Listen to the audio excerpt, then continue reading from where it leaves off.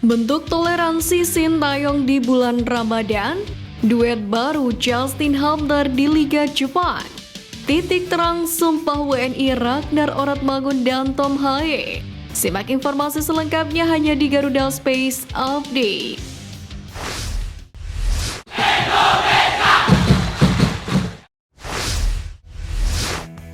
Pemain abroad Timnas Indonesia Elkan Bagot sukses mencatatkan clean sheet bersama Bristol Rovers di Ligue 1, yakni menyusul hasil laga tandang 0-0 melawan Fleetwood di Stadion Highbury, Inggris pada Rabu dini hari.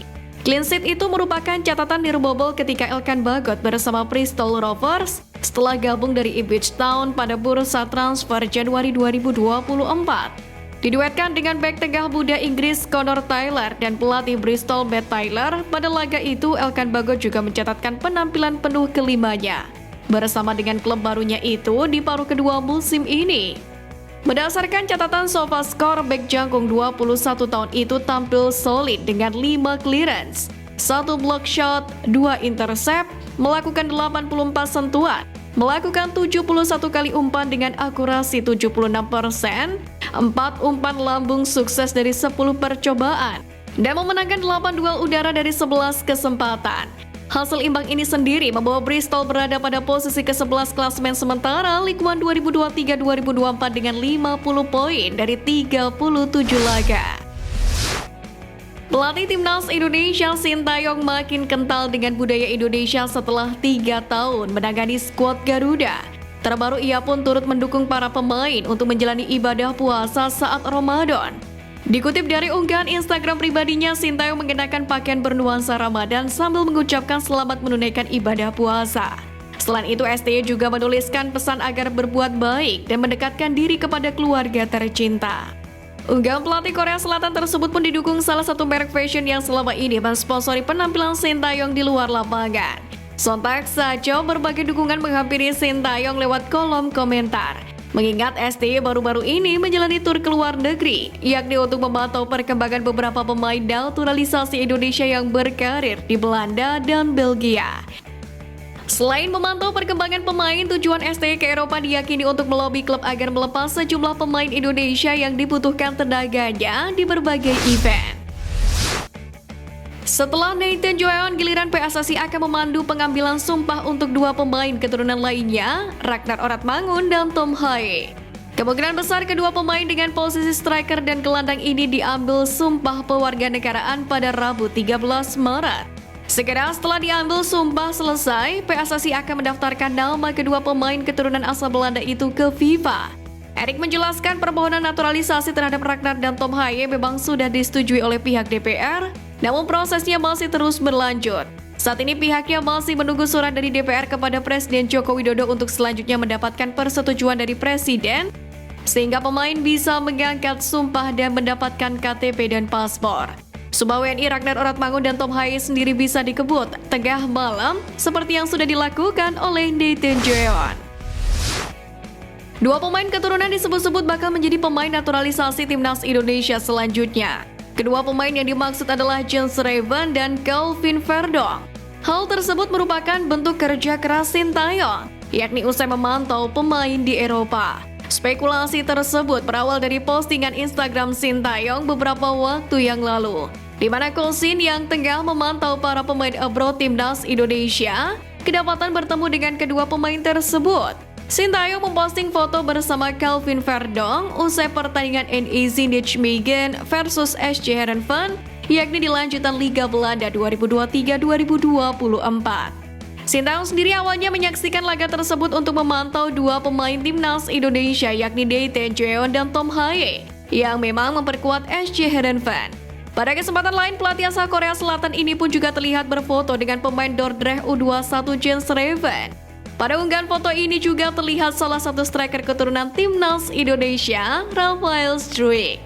Banyak yang beranggapan postingan Sintayong tadi sebagai isyarat Jens Reven akan bergabung ke Timnas Indonesia. Jens Reven sendiri memang merupakan salah satu striker yang cukup produktif di Liga Belanda dengan torehan 6 gol dari 13 pertandingan bersama dengan Dordrecht U21. Pemain serba bisa timnas Indonesia Justin Hapner resmi bergabung dengan klub kasta tertinggi Liga Jepang Cerezo Osaka dari klub Liga Inggris Wolves. Justin Hapner akan menjalani masa peminjamannya bersama Cerezo Osaka hingga akhir 2024. Bos Cerezo Osaka Hiroaki Morishima mengungkapkan rasa senangnya bisa mendaratkan pemain yang mana Fasih berperan sebagai bek tengah, gelandang jangkar serta bek sayap itu ke klubnya. Menurutnya, sebuah keputusan bagus bagi Hapner untuk melanjutkan jenjang karirnya bersama Cerezo Osaka. Terlebih pemain 20 tahun ini memiliki kekuatan dan kemampuan fisik yang tinggi.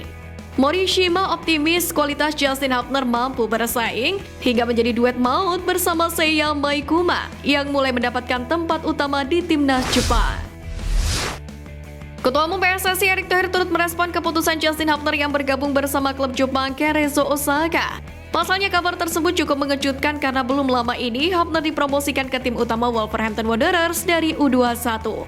Kendati demikian, Erick Thohir sendiri lebih memilih mendoakan agar Hapner bisa lebih sukses bersama klub barunya lagi. Sementara itu, Hapner sendiri tak bisa mengutarakan kebahagiaannya usai mentas di kasta tertinggi Liga Jepang.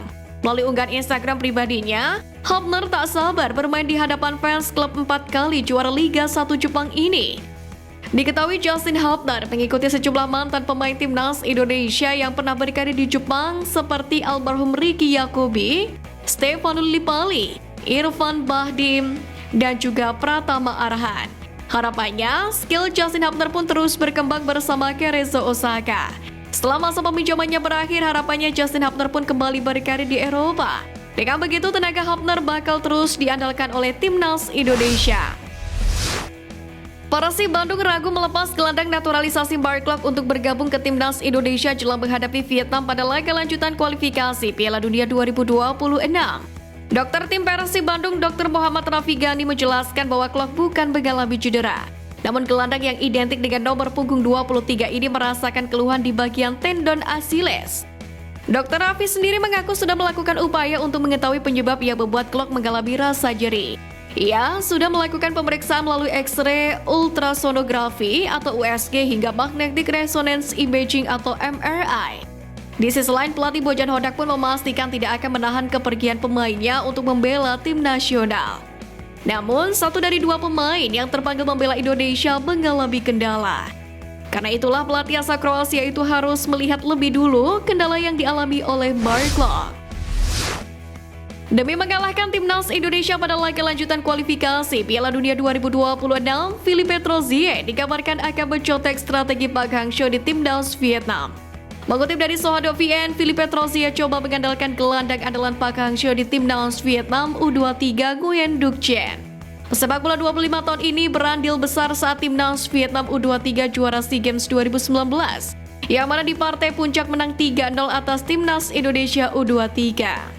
Di timnas Vietnam senior Nguyen Duc Chen memang baru mengemas 2 caps. Namun tiap kali pemain Viettel FC ini bermain, timnas Vietnam selalu mendapatkan hasil positif yakni menahan Jepang 1-1 di kandang lawan dan menumbangkan Afghanistan 2-0.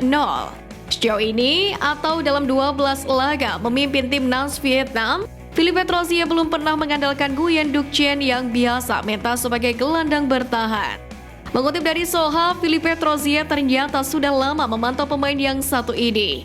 Dalam pandangan Philippe Troussier, gaya permainan Nguyen Duc Chen mirip gelandang-gelandang asal Eropa. Sekian News Flash kali ini Sobat Garuda, mari terus dukung perjuangan timnas Indonesia. Nantikan News Flash edition dari Garuda Space selanjutnya. Terima kasih dan salam olahraga.